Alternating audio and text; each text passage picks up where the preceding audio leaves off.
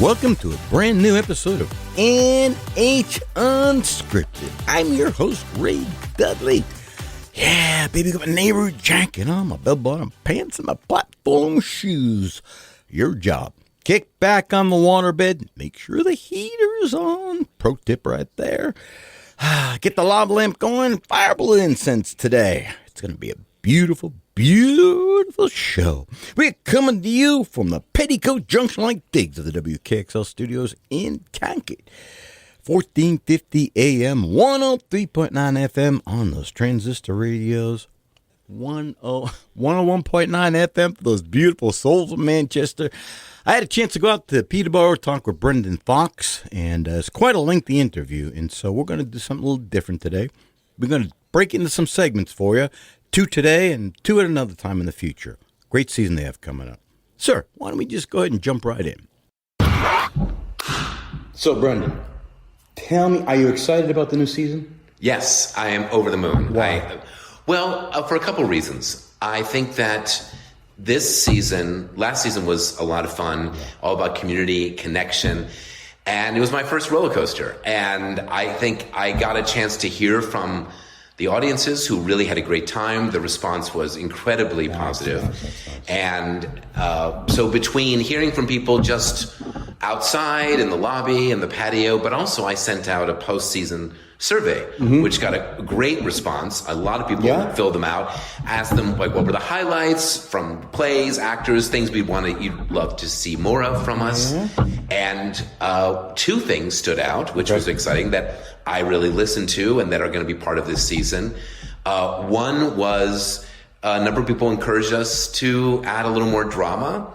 Our season last summer was really fun, but a little on the lighter side. Yeah. So we've done that. So our 4th show this season, Proof, is going to be more of a drama with some comedy in it. I love Proof. And the other thing a number of people said was include some new work, because the Players has also had a tradition of not just highlighting classics, but also championing new voices, new works. Yeah.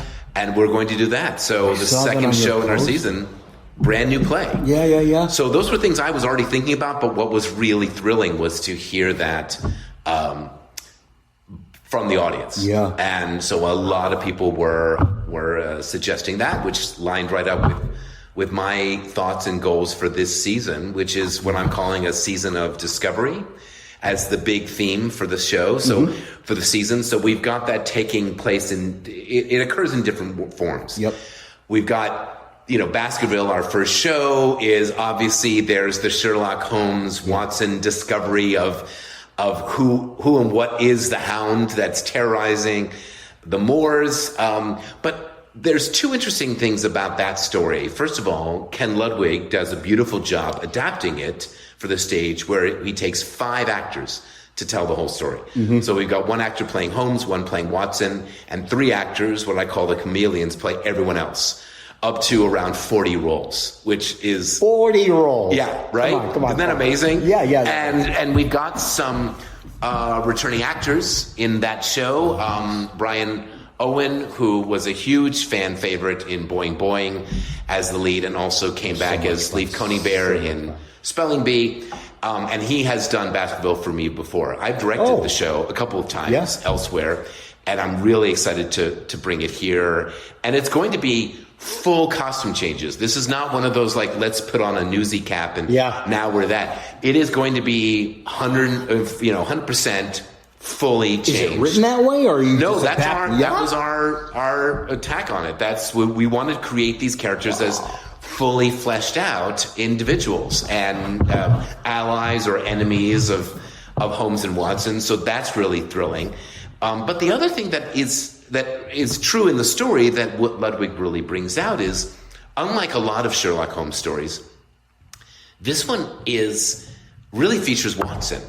Holmes himself actually drops out of the story for a while without giving too much away. And Watson is not just the narrator, but becomes really the protagonist. He has to investigate a lot of this by himself without Holmes, and he ends up making friends with Henry Baskerville. They end up having this great bromance and connecting on these levels, and Watson ends up kind of taking on a lot of the adventure that would often be, led by homes. Yeah. So, and it's family friendly. So even though there is a hound in the show, the way we're approaching the hound is not going to be super scary. You guys got this all thought out. I think it's useful to be thinking about that, because I thought that was important to include in this season.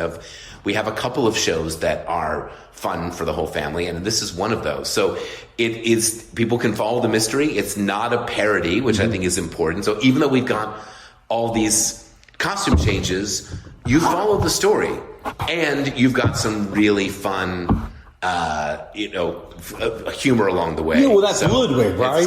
Right. Yeah. So I think he brings that to it, but I think it's fun. I want people to know that just because you have 5 actors telling this, and they're the 5 hardest working actors in show business to do this, they're actually telling the story, straight. Yeah. You can follow the breadcrumbs, which I think and it's one of the things that attracts me to it. So that's kicking things off in a really fun way. And then we follow that with the discovery of a new work. So that's where we're doing our brand new play, A Danger to Himself and Others, is the title, by Colette Mazunik. She's an amazing playwright based in Colorado. I first got to work with her a couple of years back at a new play workshop at Gulf Shore Playhouse in Naples, Florida. I was just assigned to her and another playwright for 2 weeks to help them workshop their plays. And so Colette and I really hit it off. And she had already workshopped it to some degree in Denver, and then she wanted to work on the second act especially. And we spent 2 weeks with a group of actors, and at the end of the 2 weeks, you get to present at music stands for the public, wherever the draft is at that point. And the audience loved it. It's a fun kind of Alfred Hitchcock meets The Sting, meets Ocean's 11. He's about an everyman who discovers he's being conned and is a victim of identity theft, and he's trying to figure out who he can trust. And he has a lot of generalized anxiety disorder, and it's the fun question of what if you thought people were actually pulling a fast one on you, and they were. You aren't imagining it. And so it's about, the first act is him being conned, and the second act is him fighting back.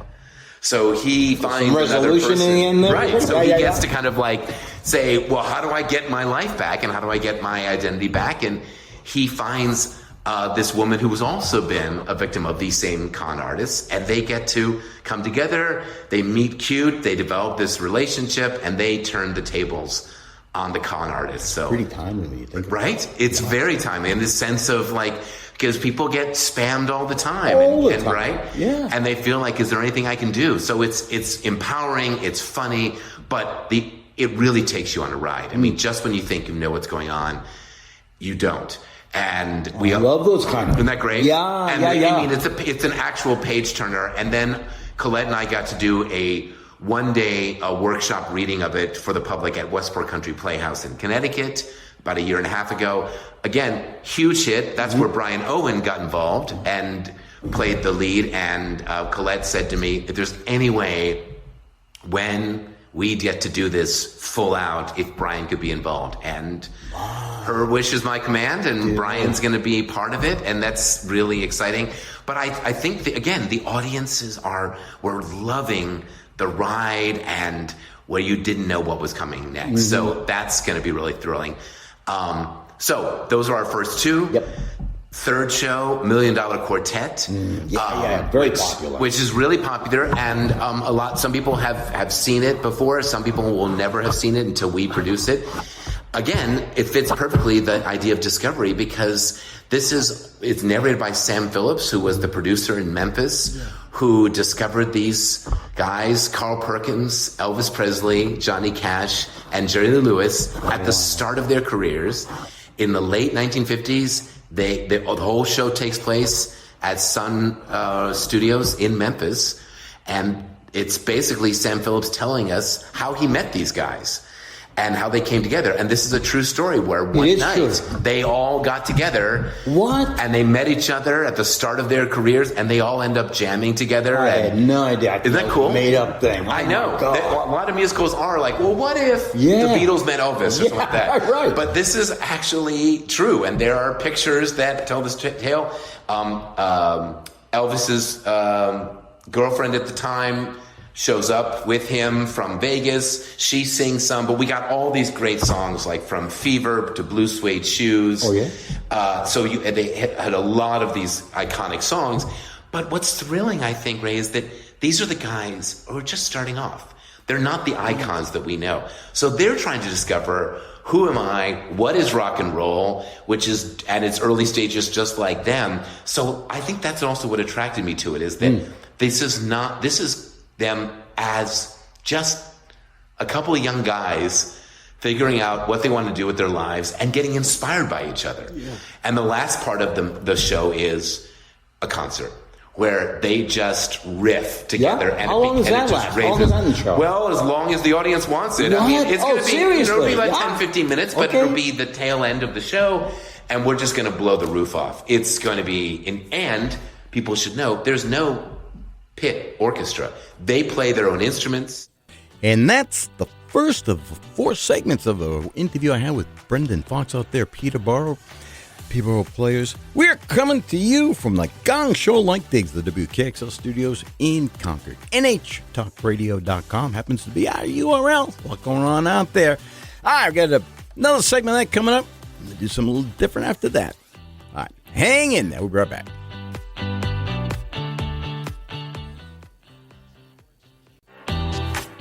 Welcome back to NH Unscripted. We're about to jump into part 2 of a 4-part interview I had with the artistic director of the Peterborough Players, Brendon Fox. Sir, jump right in. Go ahead.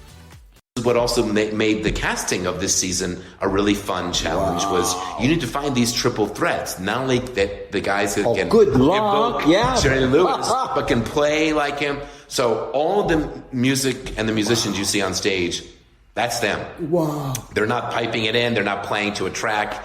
It is, it's a full-on When you were doing the concert. auditions, were you like highly anticipatory, seeing what's going on? Oh my God. It was amazing to see these guys playing like Jerry Lewis, to play like, Johnny Cash. Carl Perkins needs to just be an amazing player. And then a bunch of them are going to also be in more than one show. So some of them are going to be in shows 4 and 5 as well. So that's show 3. Show 4 is our drama, Proof. David Arburn currently playing on Broadway, but instead of going to New York and paying hundreds of dollars, you can see it here this summer. And which it's being directed by Chuck Morey. So that's Chuck was the former artistic director here for many years. He also was the interim artistic director 2 seasons ago while they were searching for my position. Chuck cut his teeth as a director here many moons ago, and so he goes way back with the Players. He ran Pioneer Theater Company in Salt Lake City for many years. So he lives here in Peterborough. So I thought it was really thrilling to bring him back, and he loves Proof. He's directed it at Pioneer. It's a beautiful show. It's this four-hander focusing on this young woman set in Chicago. Her father was a math genius on the faculty at U of C and just recently passed away. And while she's dealing with that and her grief, it's been discovered that there might be this breakthrough math proof found, a formula that might just change math forever in the house. And so the question is it real? Was it written by him? Was it written by her? You know, those are the questions. And they're real. When you're sitting there watching it, you're like, wait. Right. What? Really? Exactly. You could have written that? Exactly. And she's wrestling with this. And do we trust that? So it's her sister, her father, and this grad student in the math department who was mentored by her father, who's a potential love interest for Catherine, the lead woman. And the other thing I should have said about $1 Million Quartet is the director for that is Rachel Sabo Hedges. Rachel has directed all over the country. She is based in New York, but she has directed MDQ before. and she's thrilled to do it here. So I think what's great is we've got Rachel, we've got Chuck, we've got me as three very different directors for the season. And then lastly, after Proof, we wrap it up with Kate Hamill's adaptation of Emma, which this beautiful, romantic, witty, heartwarming story. And whether people know Jane Austen's Emma or not, they haven't seen this version. And Hamill really stays true to the story. One of the fun tweaks she makes is that Emma narrates to the audience, so we really get to see it through her eyes. And the only other person who talks to the audience is George Knightley, her potential love interest. So they've got Did they actually break the fourth wall? Oh, yeah. They did. Yeah, because it's her way of kind of catching up on who are these characters, what do they mean, why she's trying to be the matchmaker for the town. And so we get this great insight into her, and she brings us along in her world. And the costumes are going to be extraordinary. We're going to do it period, Regency, so they're going to be stunning. Holly Poe Durbin, who I've worked with for many years, she's head of costume design at Cal State Irvine, so she's coming out from California. Dude, how do you get these connections? Well, I mean, it's been a lifetime of working around the country and internationally. It's like, that's what I try to bring to the players, is that these are people who have heard about Peterborough Players. The reputation of this place, I tell the board and the community, far exceeds what they think. So when I talk to these designers and directors and actors, they know of the Players. We have this great reputation to say we do good work here, and people want to be part of that. So it's a beautiful night out. I know we were talking about this earlier, but it's just, you're driving, and you're like, where in the world is this place? But then you get out there, it's a lovely campus. Yeah. It's a summer night. You're going to be entertained. Yeah. People are talking. They'll sit outside half an hour before the show. Yes, exactly. We encourage people to show up It's early. so cool. We also are 3 times in the summer, we're doing again this tradition that's been around for many years, which are our cabarets. So 3 times, this is on our website, people can check them out.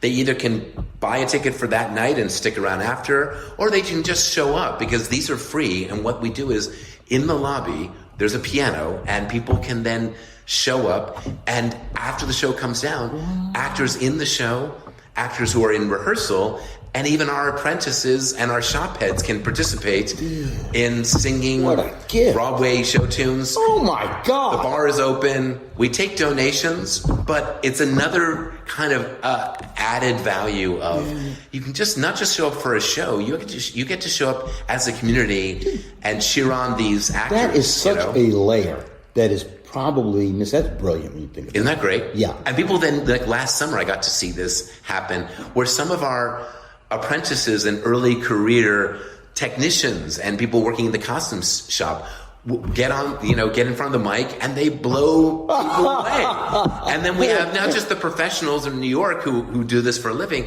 but we open it up to our whole staff. And I feel like that's really moving. So we've got that. The first Sunday of every show, the performances, we do a talk back led by Dr. Kate Moncrief. So people love that, where they get to meet the actors, ask questions of them, ask questions of me about what they've observed about the shows.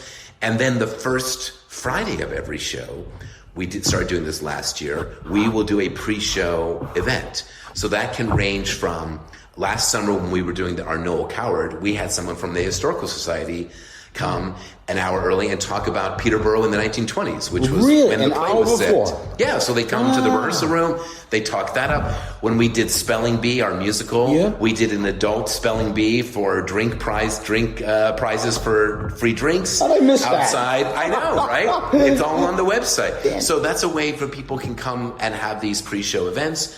For Emma, we might have our choreographer teach people how to do a little dance of the period.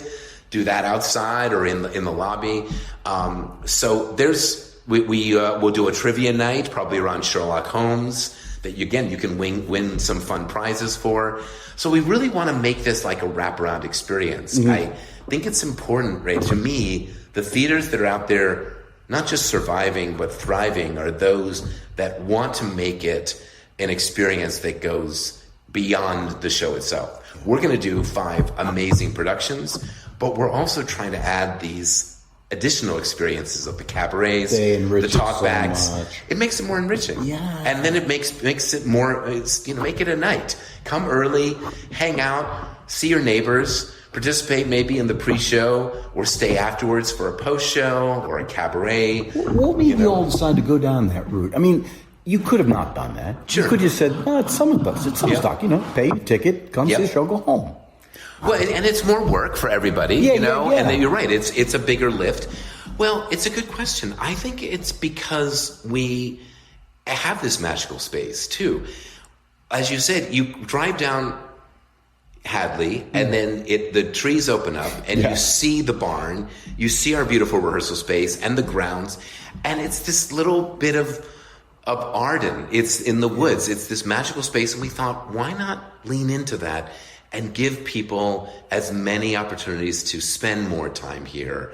It's a beautiful night. It stays, the light lingers longer. And why not let people make a night of it? And I feel like, to me, that's part of what can make the Players special. It helps us stand out to not just do these great shows, but have people as a community spend time and linger. And I think that we live in such a fast-paced society at the moment.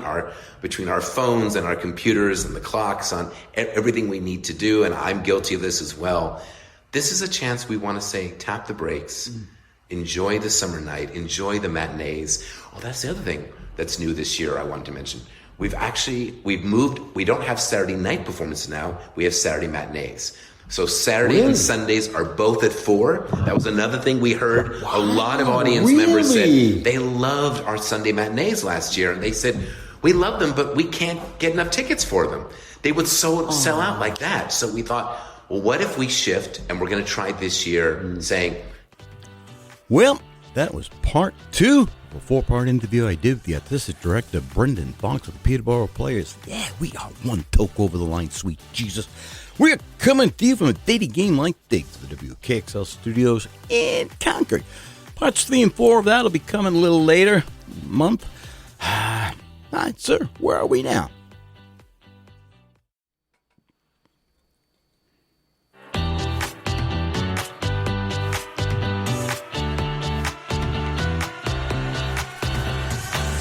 Welcome back to NH Unscripted. Boy, I hope you're enjoying that interview I did with Brendon Fox. Those are parts 1 and 2. I had 3 and 4 coming up. Another show, maybe in another week or two. They have a tremendous season out there, and Brendon is so gracious about giving me time. He's at that over an hour. I mean, it was really, really nice of them. If you've never been out to the Peterborough Players campus out there, dude, go. Summertime. Go out and have dinner. Go and see a production out there. It's professional theater. Beautiful. Absolutely gorgeous. Gorgeous theater. Anyway, you'll hear the rest of that coming up another date. Oh, Uncle Al had a little too much medicine last night. I got the NyQuil hangover here. My goodness. I had trouble sleeping, so I thought I'd pop some NyQuil last night. Bad idea. Andrew, you ever take a little too much NyQuil? Jeez. Oh, sad puppy. I mean, that's yes. It's kind of a loaded statement, because for me, too much NyQuil may actually kill you. Some of us are tough. Some of us. No, I'm just built a little different. Oh, my God, my God. So NyQuil doesn't really do a whole lot for me, needless to say. Yeah, well, it has its benefits and its drawbacks. Like, I don't mean to hammer on them, but I have insomnia. There's nights I literally cannot shut my mind. It doesn't matter, make any difference what I use. And so I thought last night, I just got to sleep. And so I went to bed at like 7 o'clock and took some NyQuil. Not that anybody gives a rip about that, but 10 hours later, and a little bit of NyQuil hangover, I'm dragging my butt in here. Woo, it's stuff's powerful. Anyway, I want to take time. It's been a little while since Andrew and I get to chit-chat about what's happening around the state here. There's so many interviews that have been coming up, and we got, oh my gosh, I got some more that are in the pipeline. Like, just tremendous things that people are reaching out and wanting to know if we would interview them. So, yeah, hang on for those. First of all, I want to say I happened to go the past weekend. I know the show's over, but I want to talk just for a second about the Magician's Elephant Powerhouse Theater did last weekend. What a tremendous show. Please, I wish you could have seen it if you haven't. And if you did see it, congrats to you. Andrew was in it, and he's so humble. He says to me, I'm on I just come on for a little bit in the beginning, and then you see me in the second half. Understand. Okay, look. He did an exemplary job. I was caught off guard. I've known Andrew for a while now. I've seen him in Sweeney Todd. He's played Marley, and he has this stature to him. And so I'm thinking, what the heck? He was in a jail cell scene there that was moving and touching, sweet and gentle. It was beautiful. The whole show was magnificent. Look, I know it's a community theater show. I knew that going in. That's fine. It is what it is. The choreography was beautiful. The costumes were great. That elephant, did they build that elephant, Andrew? They did. They did? Mm-hmm. Mother of God, that was beautiful. And dude, really, kudos to you. I'm saying that to the public. Kudos to Andrew. He undersold what his performance was. It was just fantastic. What was the audience reaction to the show, Andrew? Generally positive. I mean, we had great audiences all three shows, and I mean, they were loving every single minute of it. I went in that Sunday matinee. It was close to sold out. Yeah, that Sunday matinee was a nice packed crowd, and they seemed like they were having a great time. Yeah, right? No kidding. No, they all were. And there wasn't just kids. I mean, there was a lot of adults there. I was really shocked. So, I know that they have some auditions coming up, correct, Powerhouse? I'm going to stay on them while we've got it. Yep, right? By the time this episode airs, they will have already had Shrek auditions. Yeah, you looking forward to that? Yeah, I'm hoping to at least get something. So It'd be nice to, work with the family at Powerhouse again. I've sort of gotten a little closer to them, and it's starting to become like a home for me now. So I really enjoy being there. There's a lot of good people there, and we're putting on good shows. So yeah, no kidding, man, no kidding. That's Brian and Johanna Halpern, for those Joanna, who don't know. Yep.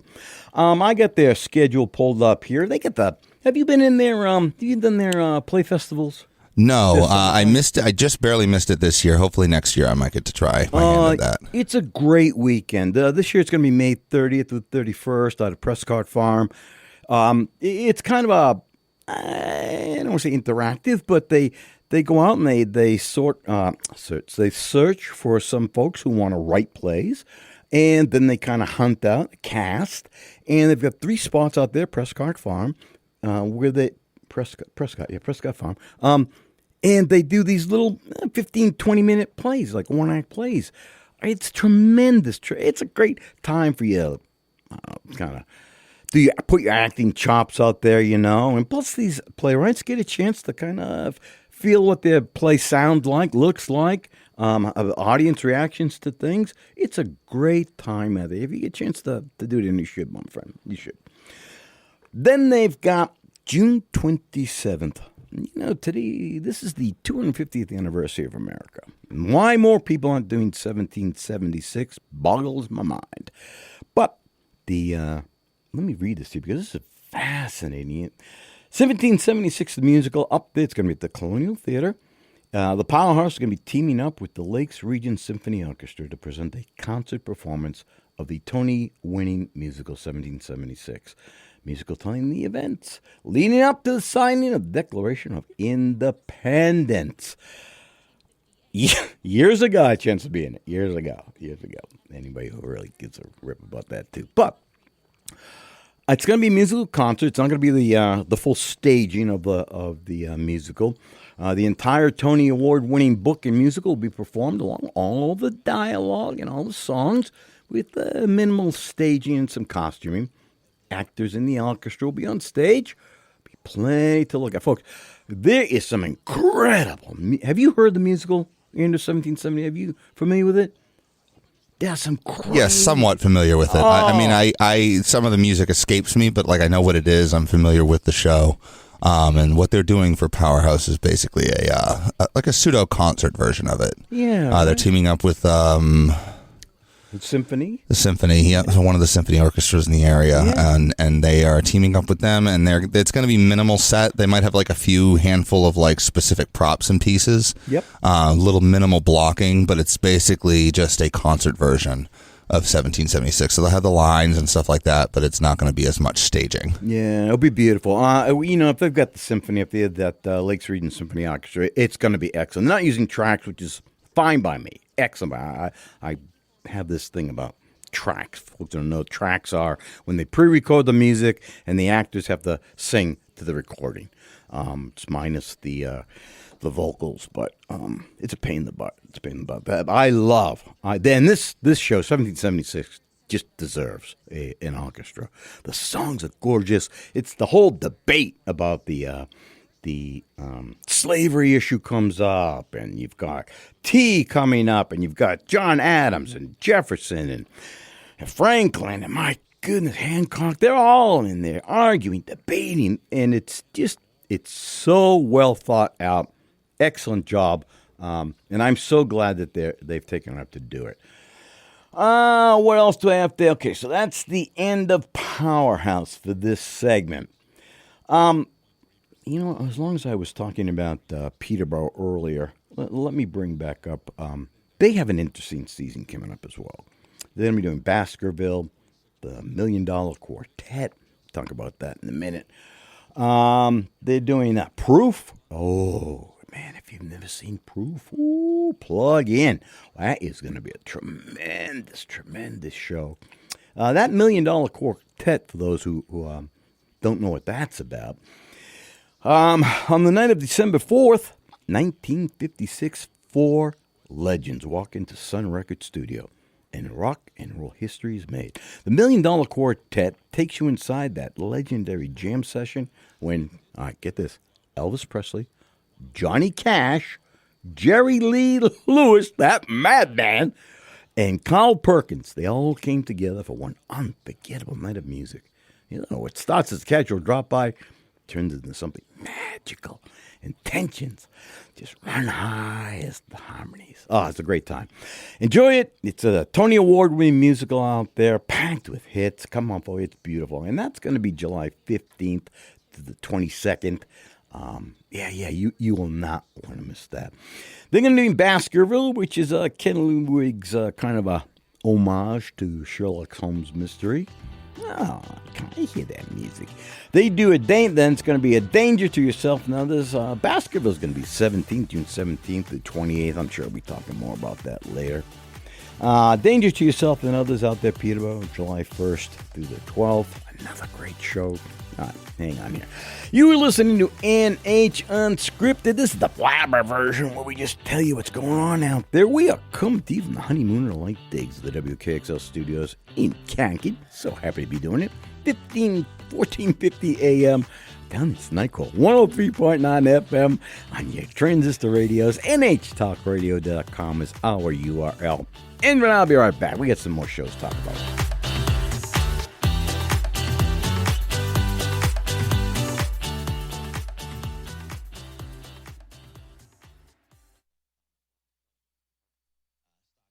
Cold beans, baby. Let's slide right in. Okie doke.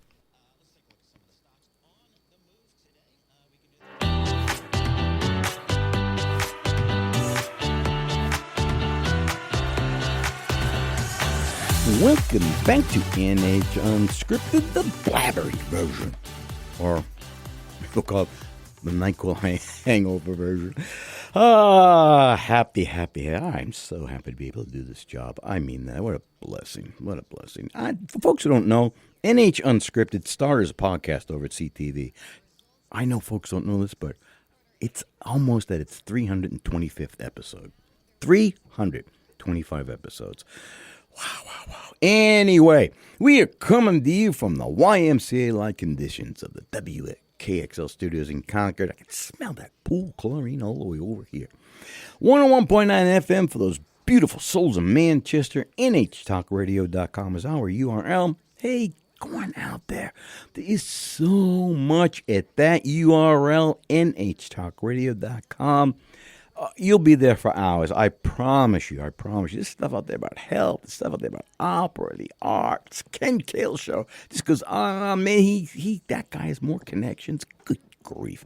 Anyway, nhtalkradio.com is our URL. This show comes to you, by the way, every Monday, Wednesday, Friday at 9 a.m. Mondays, so we do our oldies. Take you back in the Wayback Machine. And we hit you with some 60s music. Try to theme it once in a while. We've got another good one coming up. I'm going to be talking a little bit about the Johnny Rivers. What a story that is. Anyway, I'm just putting that out there. Wednesdays and Fridays, 9 a.m. with a repeat or re-airing on Wednesday and Friday nights at 8 p.m. All right. Anyway, we're going around the state today. I started with the Peterborough Players. Let me just finish them up. Proof is an incredible show. Incredible show. It's by David Albarn. Catherine, which is the daughter of this professor, has spent years caring for a brilliant but unstable father, Robert. When he dies, she has more than grief to deal with. I'm going to kind of leave that there. Right? It's just a brilliant show. A brilliant show. Get a chance to see that. That's going to be out there July 29th through August 9th. And then they're going to have a show called Emma. This show, it's by Jane Austen. It's going to be directed by Brendon himself. Show dates out there are going to be August 12th to the 23rd. Emma Woodhouse, handsome, clever, rich. She's about to learn that an idle mind is prone to mischief as she takes it upon herself, the meddlesome matchmaker. I'll leave it right there for that, too. And then, that's going to end their series out there. I talked about Baskerville, talked about A Danger to Yourself and Others. That's a play by Colette Mazunik. Okay, I'm going to leave that right there. Forgive me if I mispronounce that. July 1st to the 2nd. The first production of this dynamic new work. That's another great thing about some of these theaters. And that was a great thing about Powerhouse doing The Magician's Elephant. It's unique. People haven't seen it, and it was great. We call those refreshing because they're not the stale old shows that we've always seen. Anyway, so this is a brand new comedy. It's the first production of this dynamic new work. Some people will break your heart, and some steal your identity. How about that? Breaking, entering, robberies gone wrong, con artists, library cards. Just what is your therapist going to say about all this?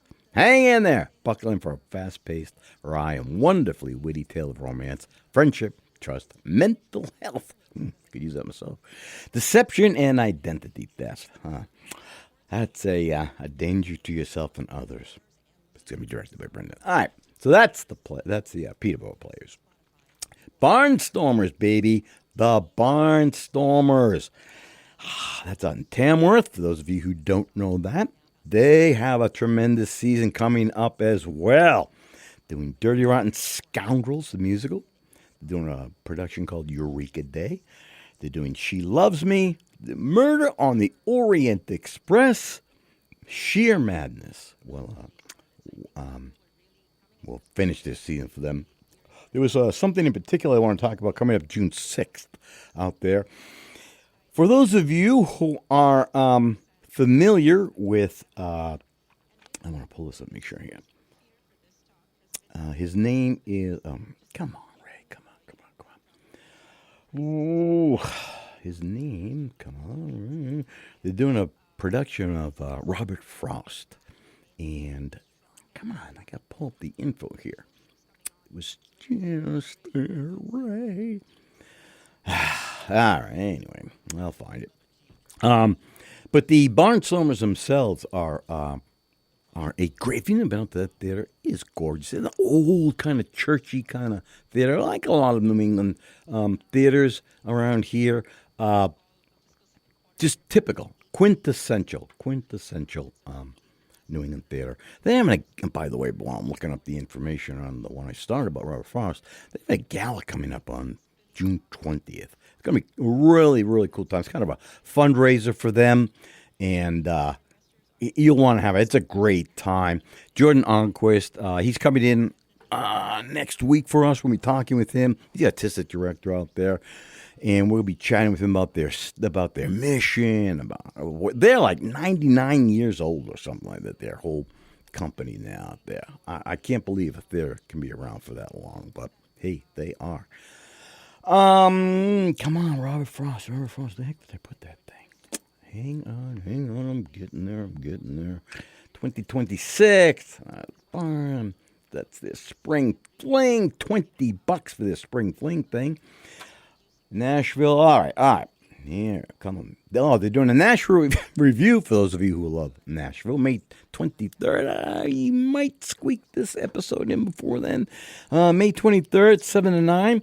Then they get ready to experience a taste of Nashville in the mountains of New Hampshire. This in-person event will be a night you won't forget. They're going to be celebrating the history and legendary heroes of classic American country music.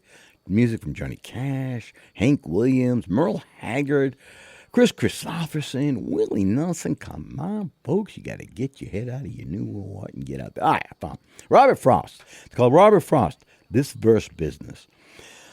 North Conway native and Emmy winner Gordon Clapp. He's you may know him from remember him from NYPD Blue. He stars as the flinty and witty Robert Frost in A.M. Dolan's award-winning Robert Frost, This Verse Business.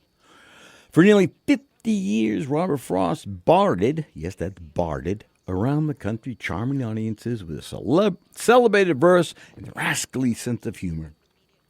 Frost's great wit and poetry are heard afresh in the award-winning one-man play, Robert Frost, This Verse Business. That is going to be Saturday, June 6th. Let me tell you, Gordon Clapp, he's a great New Hampshire resident, pals around a lot with Ernest Thompson. You'll love this production. It's a one-of-a-kind kind of thing there. Tickets are $35. It's June 6th, 7 p.m., They are going to have a tremendous season out there. You got to go. Listen, you can actually get a chance to go out. You can go to the farmer's market out there in the morning, kind of early afternoon, hang around for a dinner, and then go see some of these plays. Murder on the Orient Express. You will die. Come on, Dirty Rotten Scoundrels. I didn't know it was a... Did you know Dirty Rotten Scoundrels was a musical, Andrew? I had no idea. None whatsoever. Anyway, it's going to be going on out there in Eureka Day. Eureka Day. Let me see what that puppy's all about. Eureka Day. Oh, here we go. Hang on. A Tony Award-winning hit comedy. It's set at the idealistic Eureka Day School. Eureka Day is a must-see new play that follows a typical board meeting. That just gives me goosebumps right there. A typical board meeting on what seems like a typical day. Everyone just trying to get along. Kind of reminds me of got a Harper Valley PTA. But when a crisis hits, hilarity ensues. Facades fall, views the challenge, polite conversation quickly unravels. Just like probably almost all board meetings, I'm going to guess. Yeah, that's coming out. So go ahead. That's July 9th through the 18th. I'm going to try to speed through some of these things. Let me see. The Players Ring. There is a woman, Margarita Jacobi, out there. That woman is like a philosopher. I get these email missives from her. They're short, but brilliant. Oh, my God, did they do great work out there. Folks, the Players Ring is out in Portsmouth. You got to do yourself here. Go out to Portsmouth. And again, go have dinner, go have lunches. So much. This state is loaded with things that are happening. I mean loaded. It's such a talented area with so many wonderful people. The Players Ring has a tremendous season. Go out there. Go out. Get their website is playersring.org. Well, I didn't get everything in. As typical, Andrew always tells me I pack a little too much because I worry I may not get through everything. Anyway, you've been listening to NH Unscripted. Blessed, I know. We are coming to you from the Hollywood Square like Digs of the WKXL studios in Concord, 1450 AM, 103.9 FM on those Sony Walkmans, 101.9 FM for those beautiful, beautiful, beautiful souls of Manchester. NHTalkRadio.com is our URL. All right. We're going to catch you on the next one. Well, we'll see you.